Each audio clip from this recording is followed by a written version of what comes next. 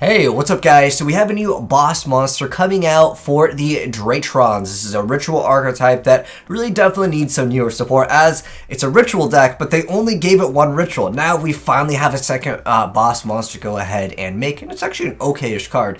So anyways, the name of the card is the Draitron Meteornis, QUA or QUA. That is what it looks like. It's got 4,000 attack, 4,000 defense points, and it is going to be a light machine ritual effect, level 12.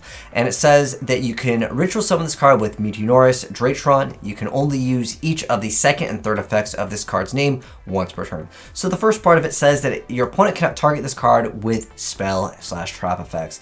And then the second part is during your main phase, if this card was ritual summoned using monsters whose total levels equal 2 or less, you can destroy all spell and trap cards your opponent controls.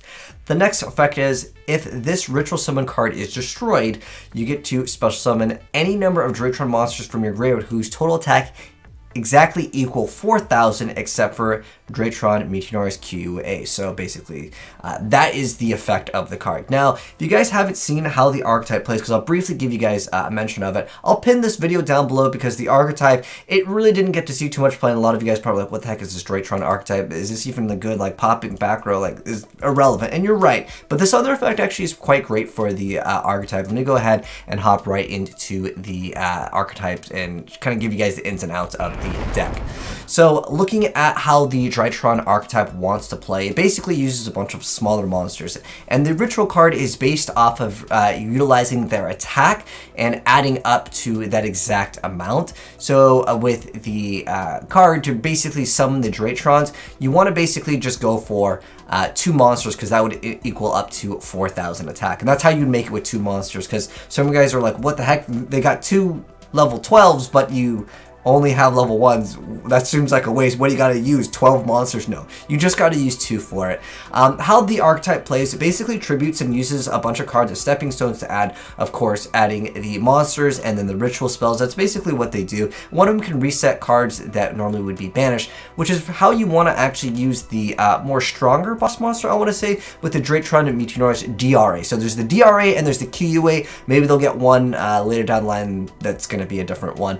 But at the moment, we have one that goes ahead and makes it so they can't target with monster effects, but it also has a bonus effect as a quick effect that you can banish any number of monsters from your graveyard whose total attack equals 2,000 or 4,000, so either 1 or 2, which usually is going to be 2.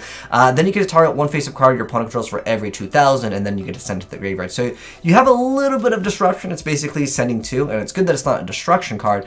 It just sends them. But in addition to that, it can attack all of your opponent's special summon monsters once each, which can actually be quite nice to go ahead and have that ability to potentially OTK, because that's what the archetype kind of wants to do. But with this newer addition over here, I guess you'd have to like make use of this, then get the banish. If you really want to go ahead and get the bonuses to reset and go through everything, this also relies on your Draitron Meteornis getting destroyed, more like your opponent's going to bounce it back. So I just don't really see this making the archetype going from basically not relevant to anywhere near the meta of the game. And I just unfortunately want to say that it is a step in the right direction, because once this card goes away, you get a special summon a bunch of stuff, so you can either A, stall, or you can B, get a bunch of cards and start cycling, and then I guess go for other things. Now, don't think that you're just locked to Draitrons, but of course I only have one card to talk about here, but I don't need to extend this video any longer. But if you guys want to watch the other video, again, it'll be pinned down below, as it kind of shows you how to add more negations, because